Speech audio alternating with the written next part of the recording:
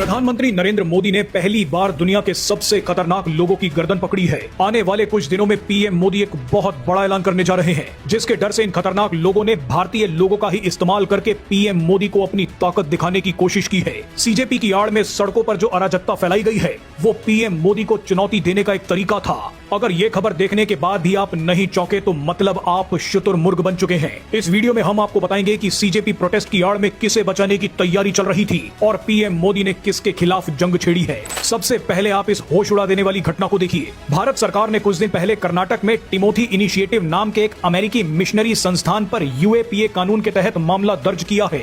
आप जानते ही हैं कि यूएपीए भारत का मुख्य आतंकवाद रोधी कानून है। टिमोथी इनिशिएटिव नाम की इस अमेरिकी मिशनरी संस्था ने अपने ऊपर से यूएपीए हटवाने के लिए कोर्ट का रुख किया, लेकिन कोर्ट ने भी इनकी बात नहीं सुनी। कहा गया कि ऐसी संस्थाओं को जो विदेशी फंडिंग मिलती है, वो भारत में चरमपंथ को बढ़ाने के लिए ऑक्सीजन का काम कर रही है। ये पूरा मामला तब सामने आया जब एक शख्स को बेंगलुरु इंटरनेशनल एयरपोर्ट पर 24 डेबिट कार्ड्स के साथ पकड़ा गया। इन सभी डेबिट कार्ड्स पर एक ही नाम था, संतोष कुमार। थोड़ी सी जांच आगे बढ़ी तो पता चला कि ये सिर्फ 24 डेबिट कार्ड्स का मामला नहीं है, बल्कि हजारों डेबिट कार्ड्स बांटे जा चुके हैं। 10-10 हजार करके 95 करोड़ रुपए निकाले जा चुके हैं। इस पैसे को नक्सल प्रभावित इलाकों और भारत के दूसरे सेंसिटिव एरियाज में बांट दिया गया।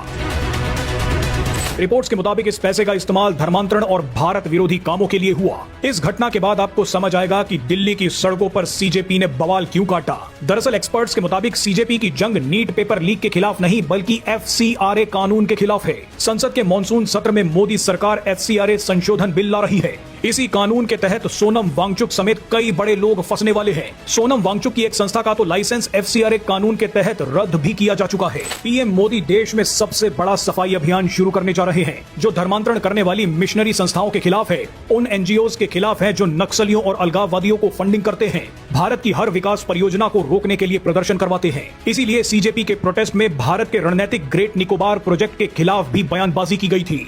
आपको बता दें कि संशोधन के बाद एफसीआरए यानी फॉरेन कंट्रीब्यूशन रेगुलेशन एक्ट के तहत विदेशों से जो फंडिंग आती है, उस फंडिंग के सोर्स की जानकारी भी अब देनी होगी। फंडिंग प्राप्त करने के लिए एसबीआई दिल्ली में अकाउंट खुलवाना पड़ेगा, यानी एनजीओज और मिशनरी संस्थान विदेशों से जो पैसा मंगवाएंगे उसे अपने एसबीआई अकाउंट में मंगवाना पड़ेगा। तीसरा संशोधन ये है कि इस पैसे का उपयोग धर्मांतरण के कामों में अब नहीं हो पाएगा।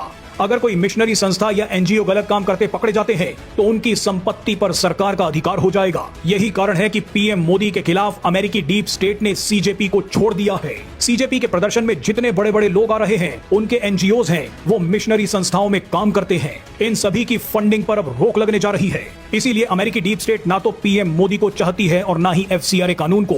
इसका इशारा अमेरिका ने तभी दे दिया था जब अमेरिकी विदेश मंत्री मार्को रूबियो सीधे कलकत्ता पहुंच गए और मदर टेरेसा